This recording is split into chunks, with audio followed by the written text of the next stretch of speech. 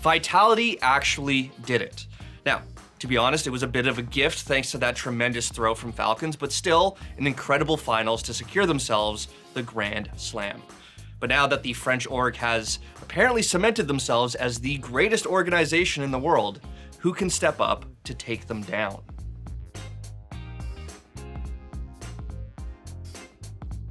If you weren't able to catch IEM Melbourne or see Vitality's declaration of dominance on Twitter, allow me to fill you in on what this means for the future of CS, especially heading closer to the Austin Major. For starters, I gotta say hats off to the Aussie crowd. The arena was bumping, fans were rowdy as and the casters were able to feed off that, giving us a great, albeit a little bizarre at times, show.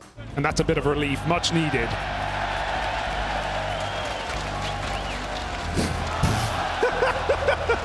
This is day one. Heading into IEM Melbourne, Vitality were coming off 3 consecutive tournament wins for events that they entered. All S-tier, all incredible displays of their dominance since signing Robs. And Melbourne was looking no different. They 2-0'd literally every team that came up against them on their path to yet another grand finals.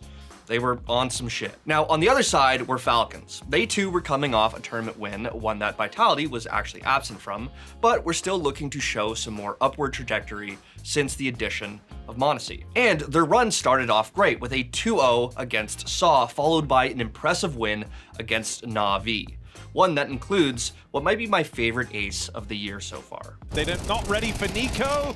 Got to get out cleanly with that one. Fresh M4 picked up. Nico's still going, not stopping, not slowing down. Third gun, third weapon switch, and even more. Nico with all 5. Swapping between 3 rifles, getting all 5 kills. That indeed is a Nico play right there.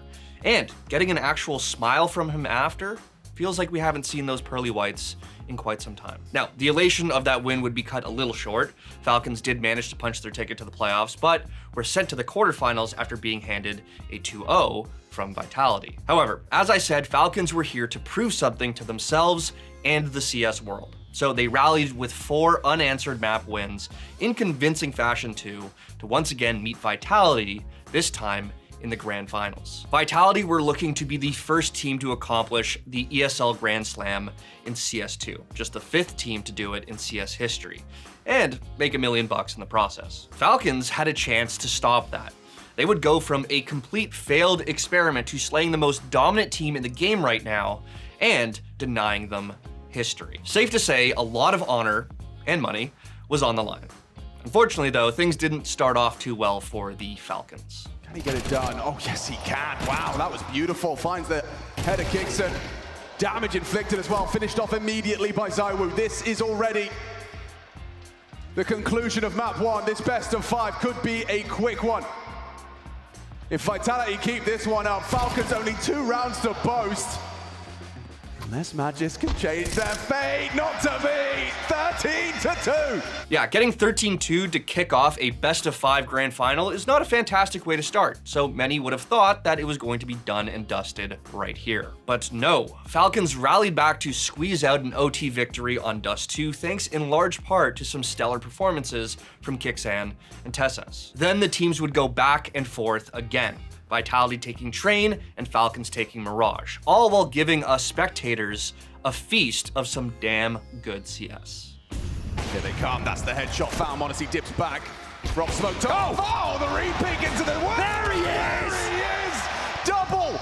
He's made a round out of this. Zywoo can't get m0NESY off of the plant in time. Maybe the clutch is available with m0NESY. Crouch headshot found. Upgrades to the AK-47. Zywoo in the building. But down, he stands up, delivers! He's getting aggressive. Whoa, pays a heavy blood sacrifice price. Oh my God! Holds for the line. Hits the shot onto Flames. Trying to get across, trying to get cheeky. Falcons stick around, double kill. Repel the invaders piece by piece. m0NESY claws one back. Spots out Tessus on the bench. Leaping through the window, chip damage on the nade. What? He hit that? But the 2-2 series tie meant that things would be decided on Nuke. And to start things off, things were looking favorable for Falcons, going up 9-3 in the first half and then putting Vitality on the ropes 12-6. But what happened next can only be described as a legendary throw from Falcons. Apart from maybe Tessus, who was attempting to put the team on his back, Falcons' nerves got the best of them. Vitality were able to mount a 6-round comeback to force overtime. It was horrifying to watch. At this point, it truly feels like this shit only happens to Nico and anyone who puts on a Team Liquid jersey. Now, I will say this. I was half expecting Vitality to just clear them out in OT. I mean, this is absolutely tilting if you're Falcons, so it's understandable if you can't come back from that. But credit where it's due. Roll over and die, they did not, and it provided us with a Hall of Fame overtime. I think he spots 2. Barrel bait, they're gonna have to swing eventually. Tessus gets himself out, loses his head. Robs makes him dead. m0NESY, an impossible clutch.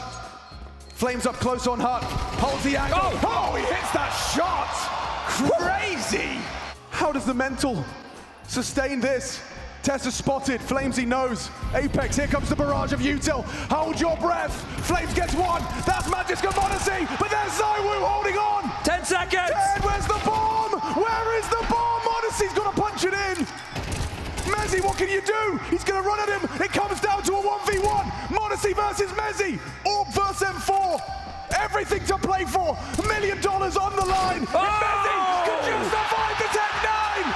Now, of course, judging by the way I set all of this up, despite being just 1 round away and then putting up a fight in overtime, Falcons would not deny the Grand Slam. Are they really going to try and test this side again? Looking the wrong way. Oh, Magic's been caught out.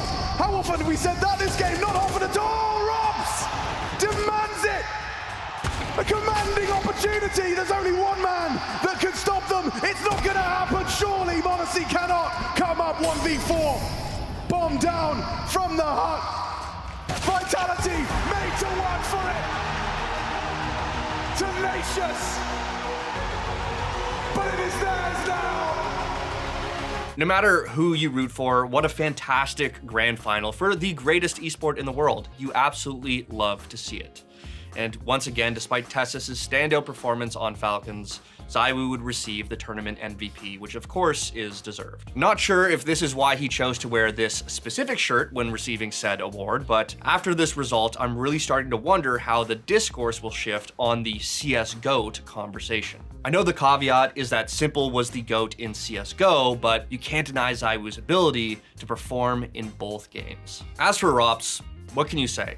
I mean, this pickup is potentially one of the greatest in CS history, but also a testament to how good this guy really is. To come into the pro scene as an accused cheater, join FaZe, then get a major and a Grand Slam, then get another Grand Slam on a different team, only being the second player to do so in history, Rops is him. And he has helped turn this organization into something we should truly fear.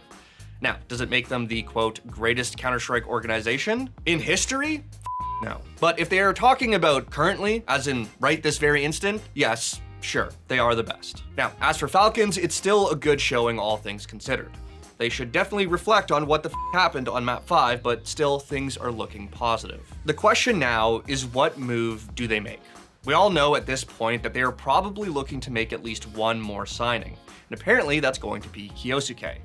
But there have been some whispers that say Tessus will be the one out the door, which after this performance would be insane, especially compared to the output the team is currently getting from Magisk. It seems like a no-brainer to me and seemingly the rest of the Counter-Strike community, but stranger things have happened. Anyway, that's all from me on IEM Melbourne. I would have loved to see Spirit attend this one, but they are on a break, much to Donk's chagrin. Nevertheless, a fantastic grand final that's helping set up this looming Austin Major as potentially one for the ages.